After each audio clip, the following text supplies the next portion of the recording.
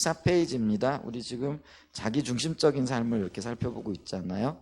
자기중심적인 삶이라는 게 뭐냐면은 자기가 자기 삶의 주인 되려고 하는 모든 자세들, 태도들, 그리고 주장들 이런 것들을 가리켜서 자기중심적인 삶이라 이렇게 얘기를 합니다. 근데 이 자기중심적인 삶에는 세 가지 특징이 있는데 그게 뭐냐면은 자기의 힘과 능력으로 자기의 목적을 위해서 또 자기 방법대로 살아가는 거죠.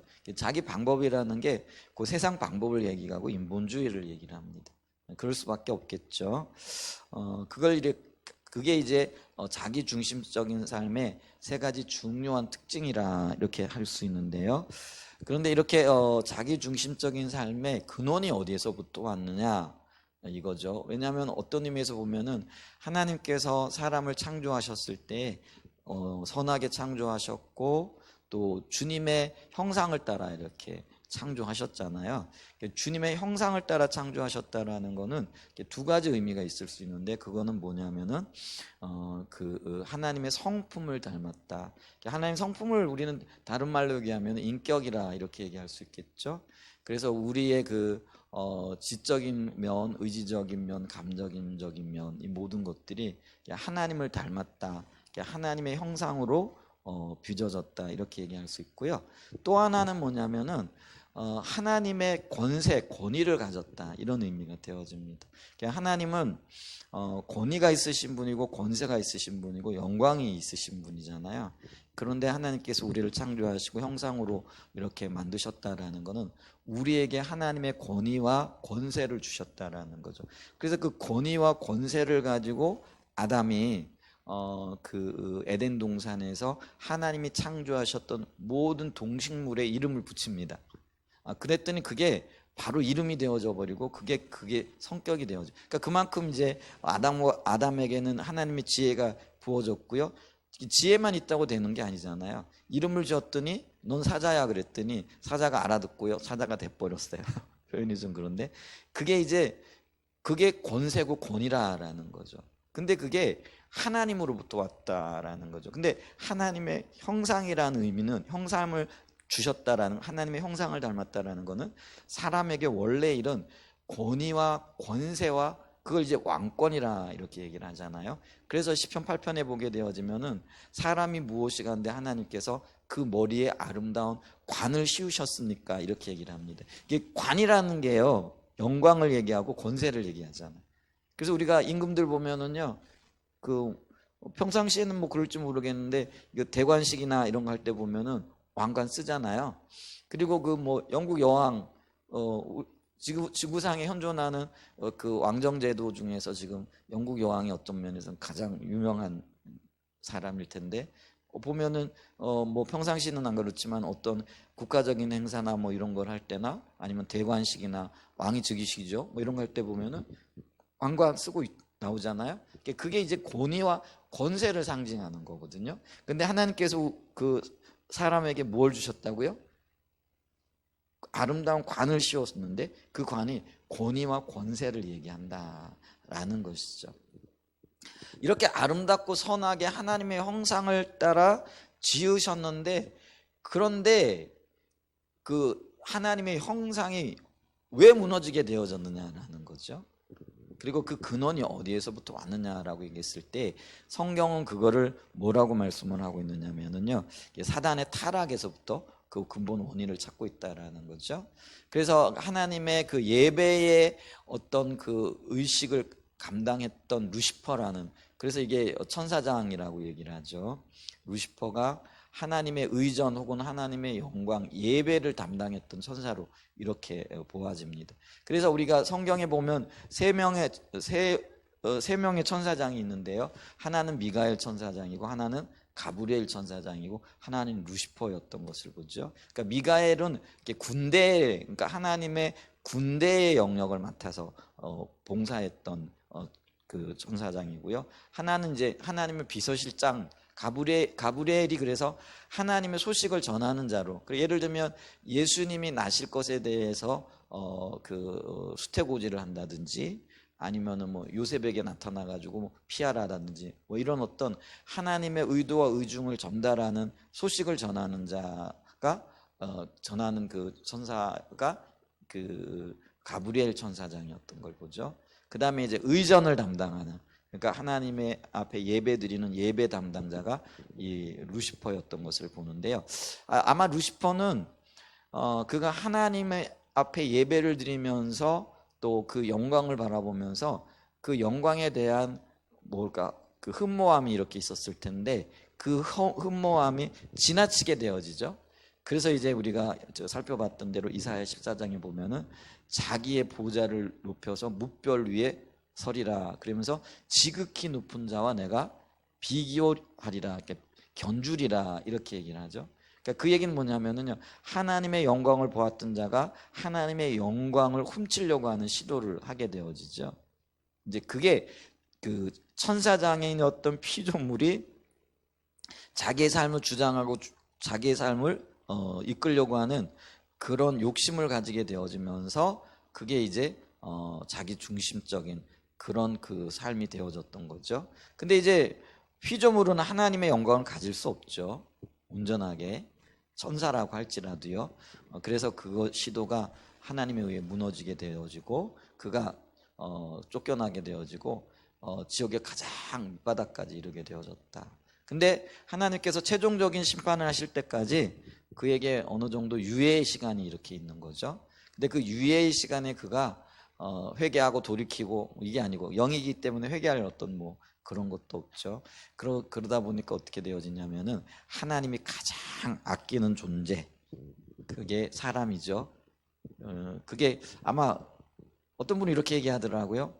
사단이 하나님에게 가장 치명적인 그런 아픔을 줄 수 있는 게 뭘까 고민하다가 찾아낸 게 뭐냐면요, 하나님의 형상을 닮은 인간을 타락시키는 것, 그를 하나님으로부터 몰아내는 것, 분리시키는 것, 이게 그가 찾아내었던 방안이다. 그래가지고 사람을 유혹하게 되어지고 그 유혹이요, 그 유혹할 때 유혹의 재료가 뭐가 되어지느냐면은요, 그 아담과 하와에게도 네가 네 하나님 되라 이렇게 얘기를 하는 거죠.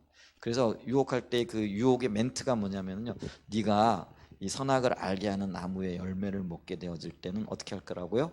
내 눈이 밝아져서 너도 하나님처럼 될 거야 이렇게 얘기를 하는 거죠.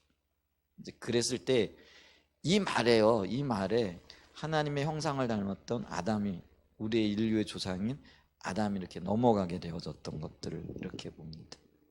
그래서 여기 이제 124페이지 우리 요 부분까지 이렇게 했는데요. 여기를 좀 한번 읽어보면 그렇습니다. 자, 루시퍼는 하나님과 같이 되고자 했습니다.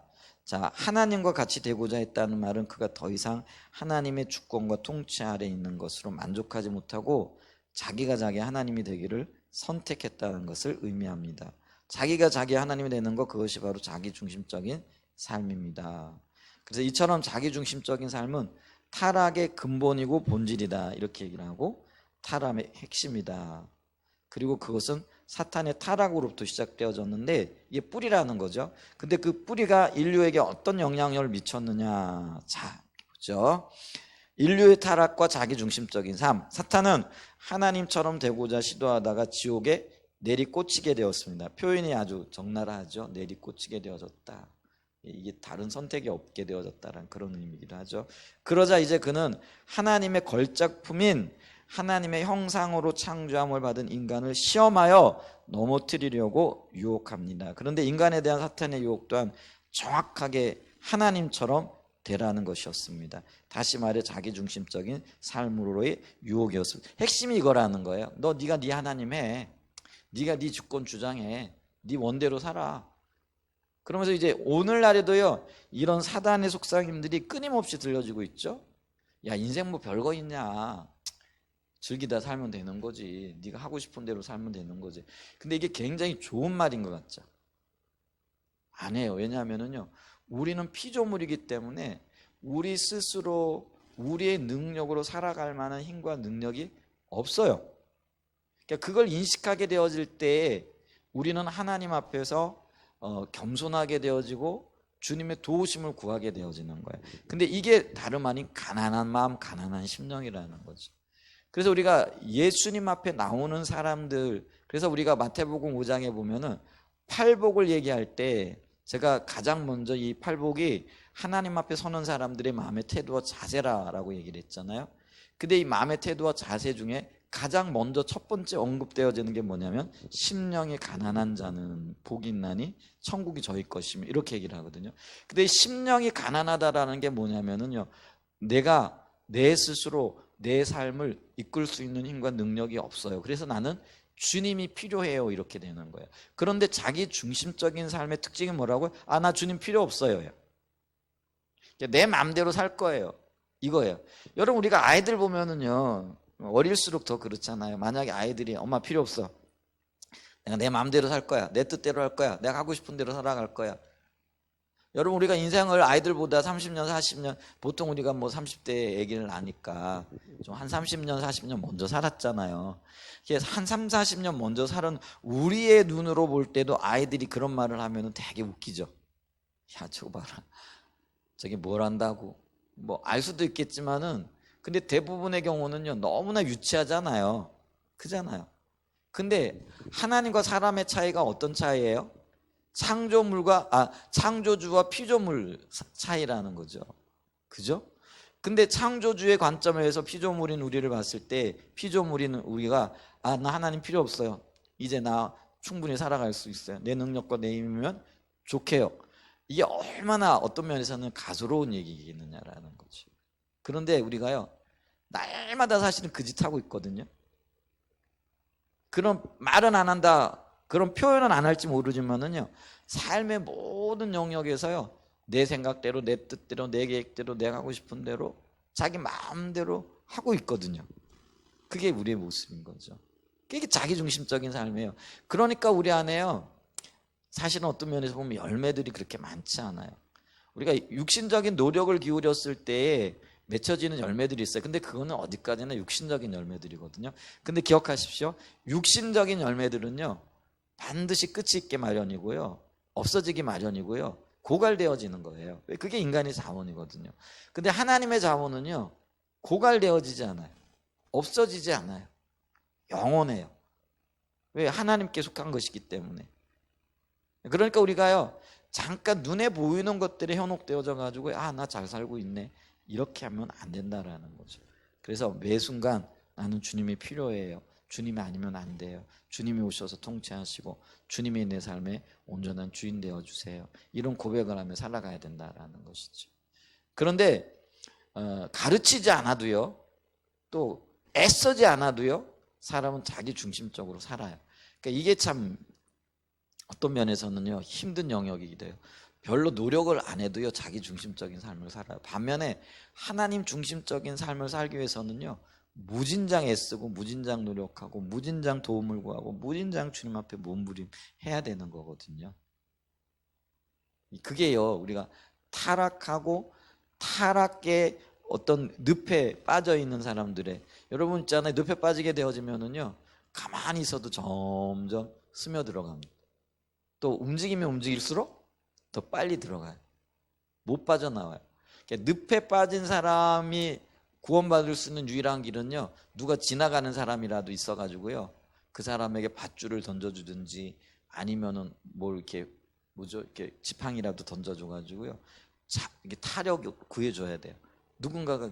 그래서 우리 기독교의 진리는요, 타력 구원이에요. 자기 스스로 구원할 수 있는 힘과 능력이 없어요. 그런데 세상의 모든 종교들은요, 스스로의 구원을 얘기를 해요. 근데 여러분은 우리가 지금 죄라는 늪에 빠져 있는데 어떻게 스스로 건질 수 있겠어요? 없어요. 그러니까 출발 자체가 다 잘못된 거예요. 그래서 우리가 그걸 기억해야 된다라는 거죠. 근데 왜 그렇게 되어졌느냐? 거기에 핵심이 결국 자기중심적인 삶이었고, 그래서 자기중심적인 삶을 추구하다가 타락한 루시퍼의 영향이 있었다라는 것들을 우리가 알아야 된다라는 거죠. 그래서 보세요, 하나님의 걸작품인 하나님의 형상으로 창조함을 받은 인간을 시험하여 넘어뜨리려고 유혹합니다. 이게 무서운 거예요. 유혹은 끈질기고도요, 어떨 때는요, 소리 소문 없이 다가옵니다. 전혀 아주 달콤한 향기처럼 우리 가운데 다가온다라는 거죠. 이게 참 무서운 거예요. 여러분, 그 벌들이나 나비들이요, 그 거지창기 있잖아요. 꽃향기를 맡고 이렇게 꿀을 채취하고 이러는데요. 예를 들면 병에다가 그 달콤한 향 혹은 설탕물 이런 거 이렇게 해놓으면요, 그게 달콤한 향이 나오잖아요. 그러면 이제 벌이 이렇게 쭉 그 들어가요. 유리병이나 이런 데 가면. 근데요, 그러면은요, 그게 유혹이거든요. 그러면은 벌 거기서 생명 끝나는 거죠. 그렇잖아요? 우리도 마찬가지라는 거예요. 유혹에 넘어가고 사단이 유혹하고, 이 유혹이요, 사실은 뿌리치기 상당히 힘든 거예요. 아담이 사실 아까 얘기했잖아요. 하나님의 지혜가 있었던 사람이라 굉장히 지혜로웠던 사람일 거예요. 근데 하와가 모르겠어요. 하와는 아담만큼 지혜로웠는지 안 지혜로웠는지는 모르겠는데, 근데 저기 성경의 표현에 보면은 그 아담이 하와를 보고 이는 내 뼈 중에 뼈요 살 중에 살이라 뭐 이렇게 얘기했던 걸 보니까 아마 하와도 지혜로웠을 것 같아요. 근데 그 하와가 뿌리칠 수 없는 유혹, 그게 뭐냐면, 야 네가 네 하나님 되어봐, 야 네가 네 스스로 한번 살아가봐, 네 마음대로 살아가봐. 이게 대단한 유혹인 거죠. 엄청난 유혹이신 거죠.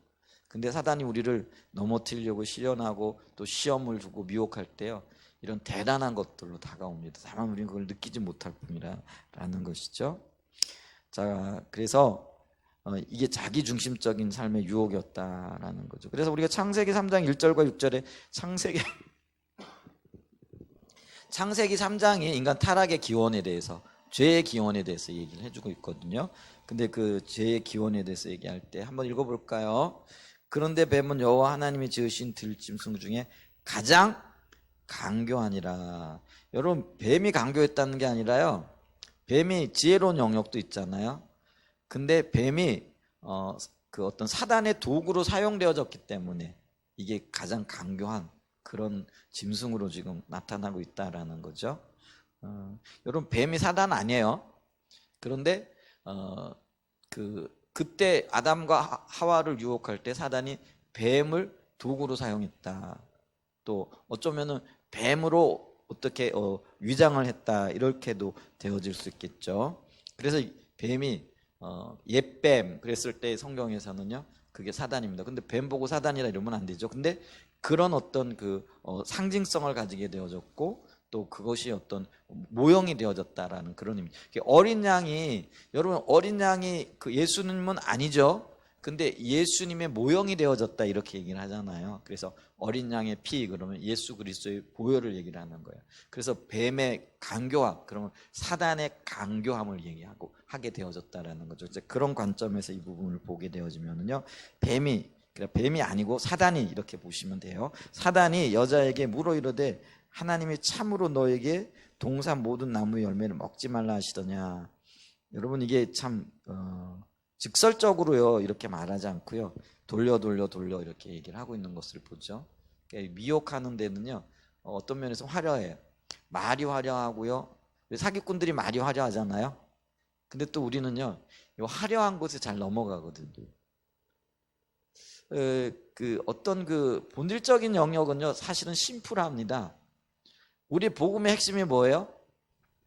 하나님이 왕이라는 거예요. 그게 복음의 핵심이에요. 그죠? 그런데요, 거짓 복음은요, 수식이 많이 달려요. 야, 하나님 우리 왕이시기 맞는데 그 왕을 기쁘시게 하기 위해 가지고 우리가 이것도 해야 되고 저것도 해야 되고 뭐 요것도 해야 되고 뭐 수십 가지 이렇게 달라붙게 되어지는 거죠. 그래서 어떤 면에서는요, 의식과 격식이 화려하면 화려할수록요, 그게 나쁘다라는 게 아니에요. 의식도 굉장히 중요하거든요. 그 의식에 뭐라 그럴까요? 이 격가지들이 많이 붙기 마련이라는 거예요. 그래서 예수님께서 이 그 포도나무와 가지의 비유를 이렇게 하시면서요, 가지를 잘라내라, 이렇게, 그 가지를 잘라내는 것, 여러분, 쓸데없는 가지들을 청소하라는 거죠. 여러분, 봄 되면은요, 우리 여기 복숭아 나무가 있더라고요. 근데 그 이번에 열매를 많이 맺었는데 복숭아 맛있다 그러는데 복숭아가 이렇게 크지 않고 또 벌레도 많이 먹기도 했는데요. 가지치기를 안 하고 그러니까요. 열매는 많이 맺히는데 제대로 크지를 않는 거예요. 그러니까 제대로 된 거 하나를 따기 위해서는요, 사실은 여러 가지치기를 해주고 하나만 따야 되는데, 하나만 열매 맺도록, 이렇게 소수만 열매 맺도록 해야 되는데, 가지가 풍성하잖아요. 그러면 열매는 맺는데 그게 자라요. 그래서 어떤 면에서는 제대로 된 과일이 나오지 않는 것처럼 우리의 삶이요, 격가지가 너무 많이 달리게 되어지면 본질을 놓쳐버릴 위험성이 굉장히 커다라는 것들을 기억을 해야 됩니다. 그래서 있잖아요, 복음은 단순해요. 하나님이 우리의 왕이고 주권자라는 거. 우리는 그 하나님 따라가면서 살아가면 되는 거예요. 그런데 그 하나님 따라 살아가는데 이것도 해야 되고 저것도 해야 되고 요것도 해야 되고 저것도 해야 되고, 그 격식에 대한 강조, 의식에 대한 강조가 있잖아요. 앞서게 되어지면 본질을 놓쳐버리거든요. 그러니까 오해 없이 들으세요. 격식이 필요 없다, 중요하지 않다라는 얘기를 하는 게 아니에요. 의식이 굉장히 중요해요. 왜냐하면 본질을 담아내는 그릇이기 때문에 그래요. 그러나 그럼에도 불구하고 뭐라고요? 본질이 없으면 의식은 아무런 의미가 없다라는 거죠. 그래서 의식이 필요한 건 본질이 담겨 있어야 된다라는 거죠. 근데 의식 강조하느라 본질 쫓아내버리는 거죠. 이게 이제 본말이 전도되어졌다, 앞뒤가 틀려졌다, 이렇게 얘기할 수 있는. 근데 그런 일들이 너무 많다라는 거죠. 우리가 의식에 너무 매달리느라, 예배도 있잖아요. 의식에 너무 매달리느라 하나님을 진정으로 높이는 그런, 하나님 앞에 사랑의 마음, 하나님을 높이는 우리의 그런 마음이 사라져 버리는 경우들도 굉장히 많이 있게 되어지죠. 그러면은 그 의식이 별 의미가 없게 되어지는 거죠. 이제 그걸 지금 얘기하고 있다라는 거죠.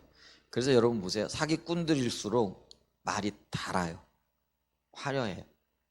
오늘 여기 본문에도 보게 되어지면은요, 이 그 사단이요, 아주 화려한 어휘력과 화려한 말발을 가지고 지금 하와를 지금 미혹하고 있다라는 것들을 우리가 보죠. 자, 그랬더니 이 하와가 얘기죠. 여자가 뱀에게 말하되 동산 나무의 열매를 우리가 먹을 수 있으나 동산 중앙에 있는 나무 열매는 하나님의 말씀에 너희는 먹지도 말고 만지지도 말라, 너희가 죽을까 하노라. 그러면서 이런 어떤 그 말씨름을 하다 보니까 하나님의 의도가 약화되어지는 거죠. 주님은 뭐라고 말씀하셨어요?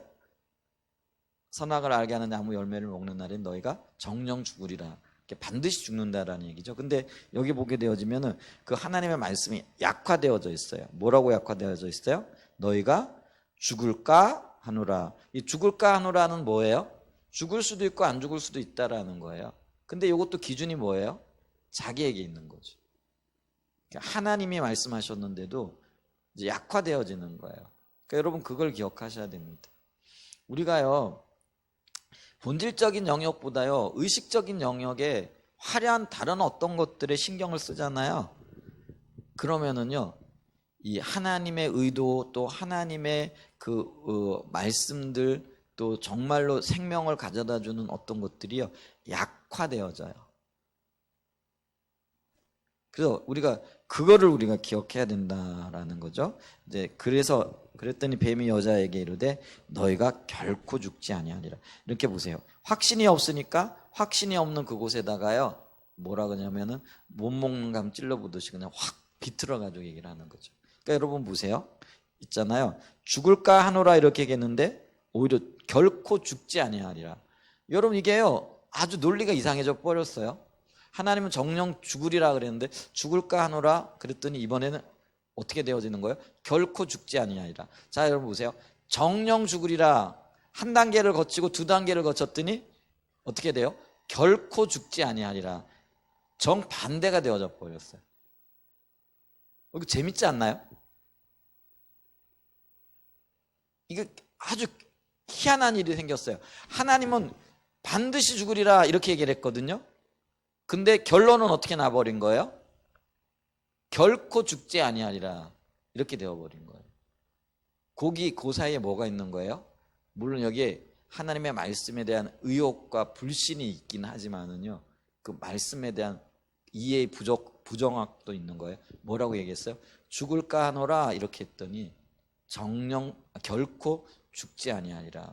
그러니까 하나님의 의도와는요 전혀 180도 다른 결론이 나버린 거예요. 이거 굉장히 무서운 얘기인데 오늘 우리도요 하나님의 의도와는 전혀 다른 180도 다른 어떤 그 뭐죠?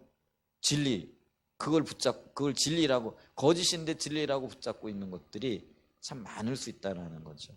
이런 걸 보면은요 우리가 경각심을 가져야 할 일이 너무나 분명해요. 그래서 우리는요 정말 기도해야 돼요. 어떤 기도해야 된다고요? 영적인 분별력을 부어달라는.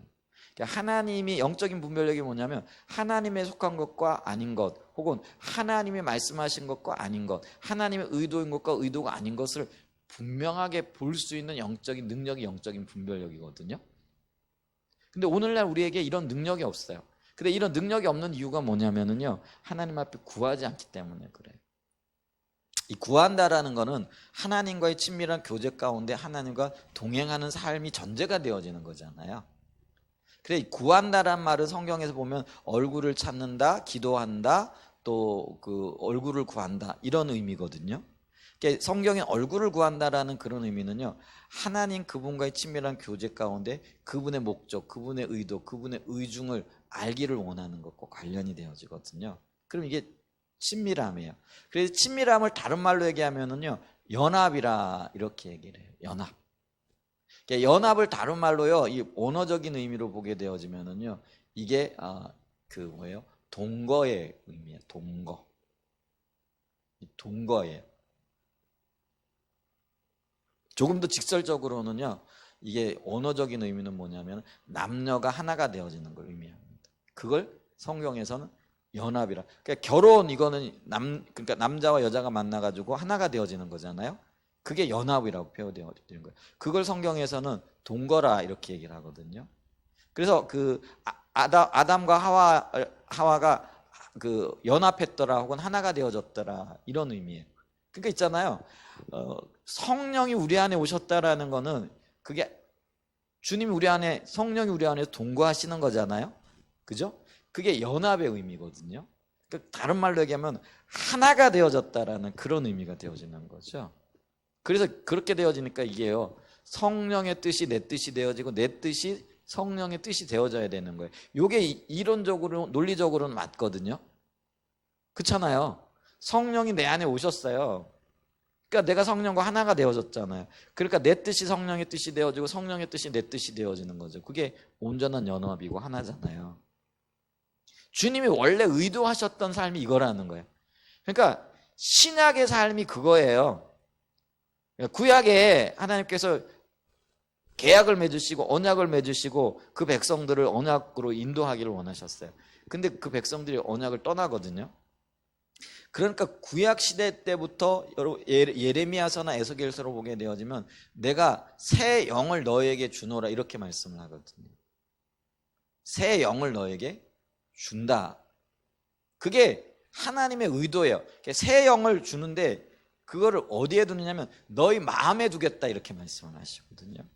그게 성취되어진 게 오순절 마가의 다락방에서 성령이 오심으로 하나님의 백성들 가운데 임하신 거예요. 그게 마음속에 임하신 거죠. 그래서 하나가 되어진 거죠. 그게 이 원래 하나님의 의도는요. 구약이든 신약이든 간에요. 하나님과 하나 되어지는 겁니다. 자, 그런데 이제 실제적인 삶은 어떠냐? 이론적으로는 그렇고 하나님의 의도는 그랬는데 그러면은 우리가 성령을 받았다라고 말하는 우리가 과연 그러면 하나님의 의도대로 하나님과 우리가 온전하게 하나 되어졌느냐? 이게 안 되거든요. 그럼 이거를 방해하고 있는 결정적인 원인도 뭐냐? 그게 결국은 자기중심성이라는 거예요. 이게 자기중심성이라는 거예요. 그러니까 하나님을 인정하고 하나님의 내 삶의 주인이 되어지고 하나님이 뜻이 내 뜻이 되어지기 위해서는 그분이 존중되어져야 되는데 내가 왕이야. 내 뜻대로 살아볼 거야. 이렇게 얘기를 하니까요. 그래서 있잖아요. 예수는 왕이라 혹은 예수가 왕이라 이런 찬양들이 그냥 드려지는 찬양이 아니에요. 내가 자기중심성을 내려놓고 철저하게 하나님 중심적인 삶으로 살겠다라는 의지고 고백이고 도움을 구하는 거고 그렇게 주님과 함께 하기를 원하는 간절함이 배어 있는 거라는 거죠. 여러분 우리가 그렇게 해야 돼. 주님이 나의 왕입니다. 내가 주님 뜻대로 살기를 원합니다. 이게요. 그래서 아까 제가 얘기했죠. 자기 마음대로 사는 것은 어떤 노력이 필요 없어요. 그냥 살아가면 돼요. 근데 하나님 중심적으로 살아가기 위해서는요. 정말 애통해야 하며 심령이 가난한 자는 또 애통하는 자는 복이 있나요? 심령이 가난하니까 어떻게 되는 거예요? 애통하는 거예요. 근데 그 애통이 울부짖는 거잖아요. 큰 소리로 그냥 소리치면서 살려주세요. 이대로는 안 돼요. 뭐 이러는 거잖아요. 여러분 여기 얼마나 많은 에너지가 필요하겠는데. 그렇잖아요. 그래서요 우리가 예수 믿는 게 좀 힘들 수도 있어요. 그냥 폼나게 신앙생활하고 싶고 폼나게 살고 싶은 게 우리 마음이잖아요.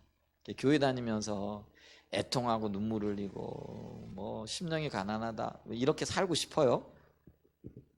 다 그렇게 생각하면 찌질한 사람들이나 그렇게 하는 거지 이렇게 생각하기 쉽잖아요. 근데 몰라서 그렇거든요. 폼나게 살고 싶은 마음이 내려져야 됩니다. 여러분 우린요 폼날 거 없어요. 지옥에 가보세요. 그 폼 유지할 수 있을 것 같으세요?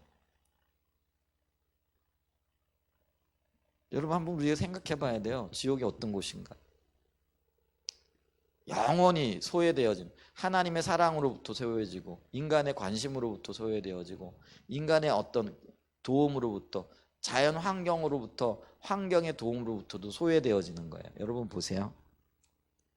천국은요 하나님과의 관계예요. 하나님 관계라는 건 하나님의 관심을 받는 거예요. 하나님의 관심을 받으니 얼마나 행복하겠어요? 그러니 또 하나님의 관심을 가지고 있으니까 주변에 있는 사람들도 나에게 관심을 가지겠죠. 그래서 사람도 관심을 가지고 하나님의 관심을 가지니 하나님의 만물 피조물인 만물들도 내게 호의적이 되어지는 거예요. 여러분 보세요. 그래서 아담과 하와가 에덴 동산에 거할 때요. 보세요. 하나님의 사랑을 받아서 하나님과 함께 거니는 거. 이게 하나님의 호의고 하나님의 관심이잖아요. 그 다음에 서로 부부가 사랑하고 돌보고 이게 있어요. 그랬더니 만물이 협조적이에요. 그죠? 그러니까 모든 환경들이 협조적이었다고요. 그런데 보세요. 딱 타락하고 난 다음에 하나님의 관심이 끊어져. 그랬더니 사람과의 관계도 그 아내가 남편을 무시하고 멸시하기 시작하고 그게 뭐예요? 당신 때문에 그렇잖아. 탓하고 원망하고 불평하는 거죠. 그러니까 또 남편은 아내를 향하여서도 너 때문에 이렇게 생겼어. 뭐 이러면서 서로 핑계를 대는 거예요. 자, 그랬더니 어떤 현상이 나타나요? 하나님의 피조물이었던 만물이 아담과 하와에 대해서 적대적이 되어지는 거예요. 더 이상 뭐예요? 먹을 것도 그렇게 호의적이었던 만물들이 아담과 하와에게 등을 돌리는 거예요. 그게 만물로부터의 소외예요. 사람으로부터의 소외예요. 하나님으로부터의 소외예요. 여러분 그래서 어떤 분들은요. 천국은 어떤 곳이냐? 철저한 소외라는 거예요. 그러니까 자기 뜻대로 자기 마음대로 자기 생각대로 살겠다고 고집하고 생각하고 그게 죄잖아요. 그런 자기 중심적인 사람들이 가는 곳이 지옥인데 그곳에선 어떤 벌이 내려지느냐. 그래 네 마음대로 살길 원했지? 네 뜻대로 한번 살아봐. 하나님의 관심도 떠나 사람의 관심도 떠나 모든 피조물로부터의 관심도 없어져 버려.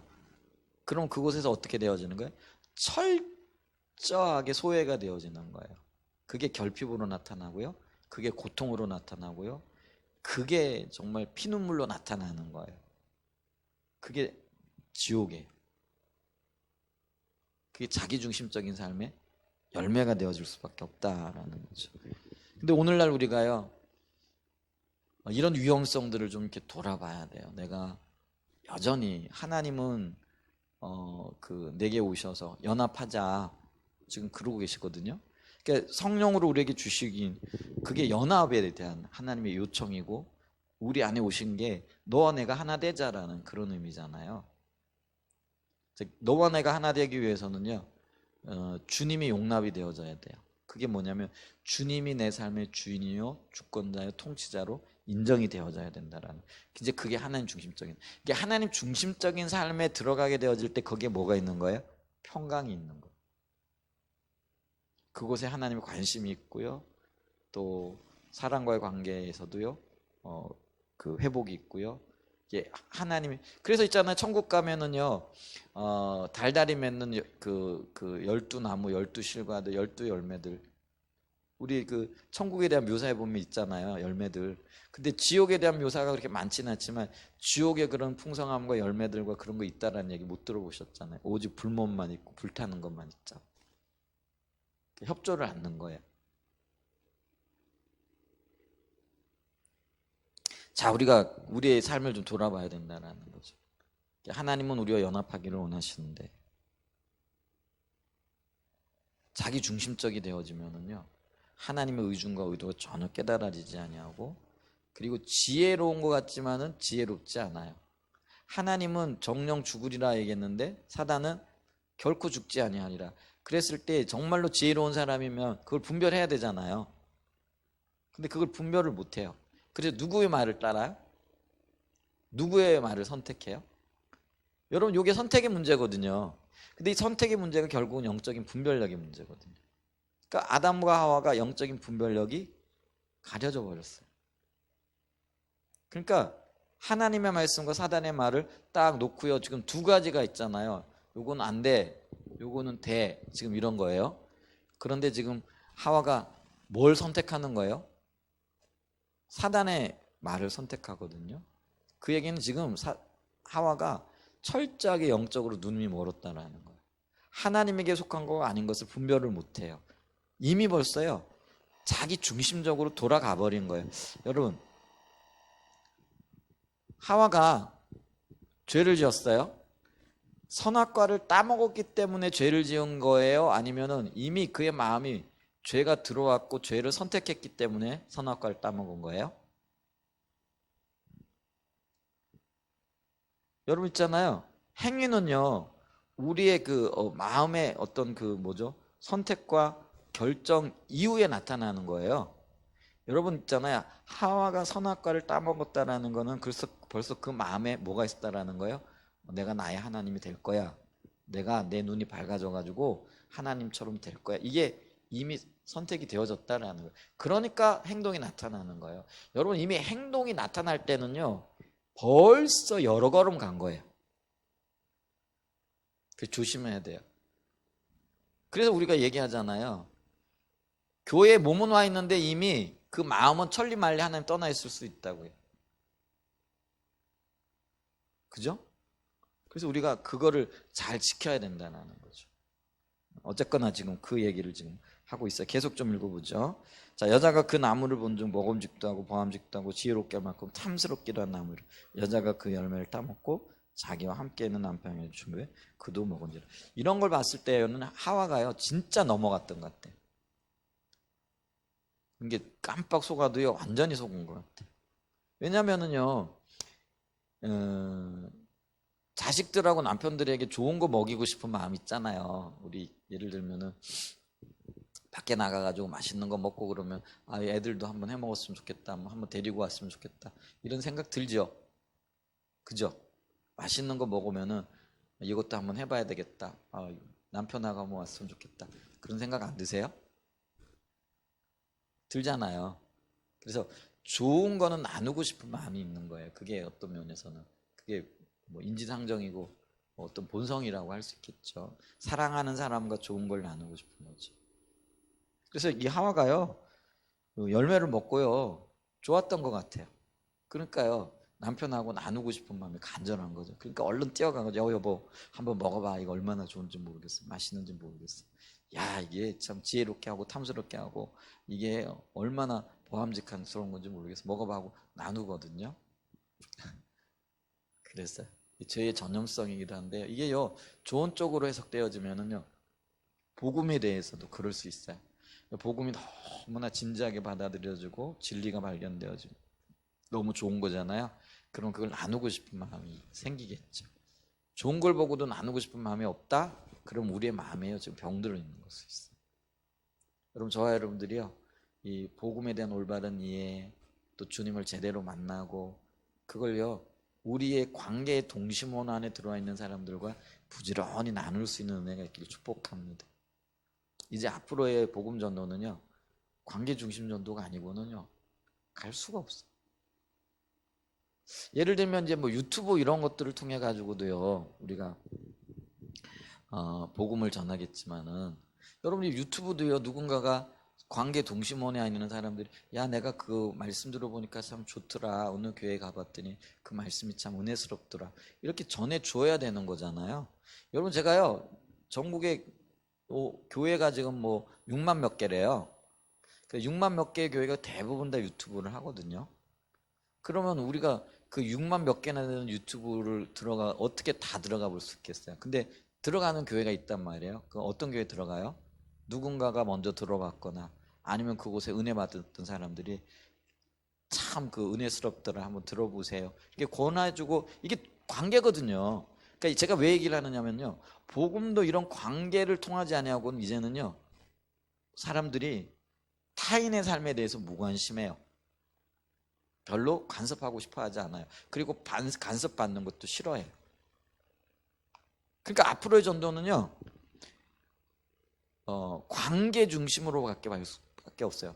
요 범위가 이제는 우리의 일터에서 가정에서 삶의 모든 터전에서 일어나고 요게 조금 더 이런 것들을 뒷받침할 수 있는 게 뭐냐면 우리 교회는요 태생 자체가 선교적인 교회로 부름받았다라는 거예요.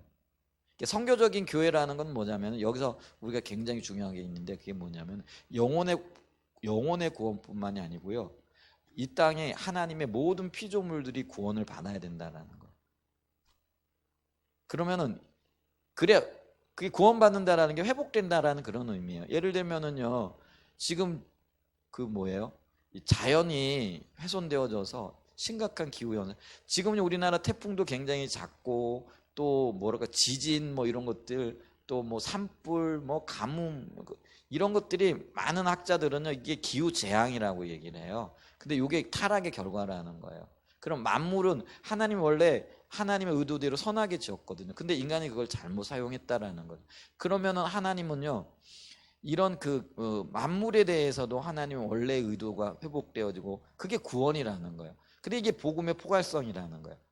근데 우리는 이제 영혼 구원만 그래서 뭐 이 땅은 어떻게 되어도 상관없다. 그런데 우리가 기억해야 될 것은 새 하늘과 새 땅이 임할 그때에 이 땅에서 연속되어지는 것이 있고 또 불연속인 것, 그러니까 이어지는 것들이 있고 끊어지는 것들이 있더라는 거죠. 여러분 보세요. 하나님 새 하늘과 새 땅을 가지고 오실 때 원래 의도하셨던 하나님의 그 아름다운 피조물들이 아름답고 하나님의 보시기에 좋았더라 말씀하셨잖아요. 그럼 보시기에 좋았다라고 말씀하셨던 그것들을 다시 재활용하지 말라는 그런 뭐 표현이 좀 그래. 그런 그런 법은 없잖아요. 그러니까 우리도 보세요. 좋은 자원이나 좋은 어떤 것들이 있으면 재활용해요, 안 해요? 좀 표현이. 그래서 우리가 지금 재활용 운동도 부지런히 하고 모으고 하잖아요. 그러면 사람의 지혜도 좋은 것들을 재활용하고 어떤 것들을 이렇게 다시 쓰고 이러는데 그게 우리의 지혜가 하나님으로부터 왔다면은 하나님 보시기 좋은 것들을 새하늘과 새 땅 그곳에서 재활용 표현이죠. 이건 제 표현이에요. 좋은 표현이네. 근데 생각해보고 재활용 할까요, 안 할까요? 그게 이제 연속성이라는 거예요. 그 악하고 그리고 뭐예요? 또 하나님 보실 때 좋지 않은 것들은 없애버리시는 거, 불타 없어져 버리는 거겠죠. 그게 이제 불연속성이에요. 그래서 어떤 학자는 그렇게 얘기를 해요. 톰 라이트 같은 학자는 그렇게 얘기를 하더라고요. 우리는 천국에서 핸델의 메시아의 그 곡을 듣게 될 거라고. 없어지는 게 아니에요. 이게 문화적인 활동이잖아요. 그거는 뭐 형상이 있는 건 아니지만은 여러분 우리가 하나님을 높이는 뭐시죠? 메시아 같은 게 우리가 들을 때도 너무나 감격적이고 천상의 소리라고 얘기를 하잖아요. 하나님이 아마 영감을 주셨을 때 그거 틀림없을 거예요. 사람의 지혜로는 아니라 하나님이 영감을 주셔서 그런 아름다운 그 곡이 하나님을 높이는 메시아 곡이 탄생했는데 그럼 천국에서 그게 없어져 버릴 건가? 아닐 거라는 거죠. 그 천국에서도 핸델의 메시아를 들을 수 있을 거라는 거죠. 그게 연속성이라는 거예요. 근데 그런 것들이 구원을 받아야 돼. 그러니까 있잖아요. 선교적인 교회는 이게 복음이 혹은 구원이 영혼 구원에만 미치는 게 아니라 모든 하나님이 피조하신 모든 창조하신 모든 피조물들에게 미치는 거예요. 그런 어떤 복음의 포괄적인 성격들이 그게 우리의 체질화되어지고 그게 우리의 삶이 되어지고 그게 우리의 방향이 되어지는 교회. 근데 교회들은 본질적으로 그렇게 부름을 받았다라는 거예요. 성교적인 교회로 하나님이 출발시켰다라는 거예요. 그런데 우리가 그걸 잊어버리고 이제까지 어디에만 매달렸다라는 거예요?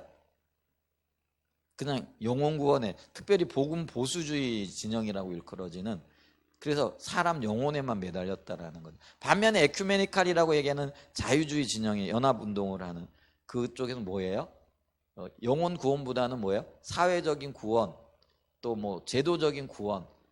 그래서 있잖아요. 그 뭐죠? 신학이 굉장히 뭐죠? 자유신학으로 흘러가고 뭐 해방신학이라든지 그런 쪽으로 흘러갔다라는 거죠. 그러니까 각자 따로따로 갔다라는 거죠. 근데 그게 아니라는 거죠. 영혼의 구원과 동시에 뭐예요? 문화적인 구원과 모든 피조물에 대한 구원과 이게 지금 무너져 있으니까요. 구원시킨다라는 게 그들이 영혼이 있어가지고 구원받는다 그게 아니고요.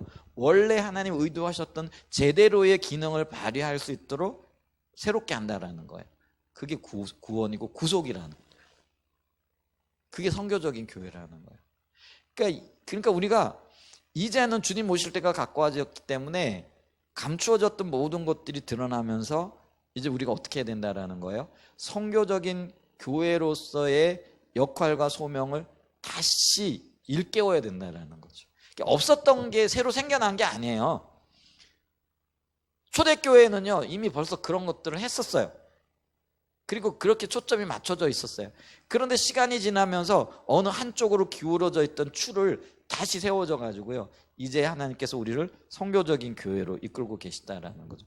그래서 우리가 지금 보세요. 회복과 부흥, 그리고 다음 세대 열방, 그러면서 그 열방들을 구원할 하나님의 방법이 우리를 선교적인 교회로 도구로 삼으셔서 그 일들을 이루어 가시는 거예요. 이해가 되시죠? 그러니까 요즘 우리에게 하나님께서 집중적으로 보여주고 계신 것이 무엇인가? 우리를 지금 어디로 이끌고 계신가? 그게 이제 결국은 뭐예요? 이 그 하나님 중심적인 삶에서 또 연관되어지는 어떤 부분들이라 이렇게 얘기할 수 있다라는 것이죠. 자, 그래서 인류 타락도 결국은 그 뱀의 유혹을 받아서 그게 이제 본질이 뭐냐면 자기 중심성, 네가 네 하나님 되는 거였는데 그걸 받아들였다라는 거죠. 그래서 그게 우리의 죄의 근원이 되어졌고 혹은 우리의 타락의 본질이 되어졌다라는 것이죠. 그래서 이게 타락의 본질이, 죄의 본질이 자기 중심성, 자기 중심적인 삶이라는 것이죠. 그래서 이런 자기 중심적인 삶에 있게 되어질 때 어떤 열매들이 나타나느냐? 아무리 겉이 화려하고 의식이 많아도 그게 아무런 의미가 없다라는 거죠. 그리고 생명이 없다라는 거죠. 그게 심각한 결과를 가져올 수밖에 없다라는 거죠. 이제 그걸 이제 쭉 앞으로 계속 살펴볼 겁니다. 얘기를 하다 보니까 이거 하나밖에 못했네요. 네. 그래서 이 결국은 우리가 자기 중심적인 삶, 내가 내 하나님 되려고 하는 모든 시도들을 내려놓고, 근데 그것이 사단으로부터 유래가 되어졌다, 혹은 그 근원을 두고 있다라는 걸 생각하면요 끔찍하지 않으세요?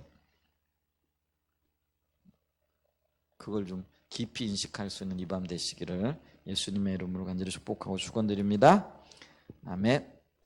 네.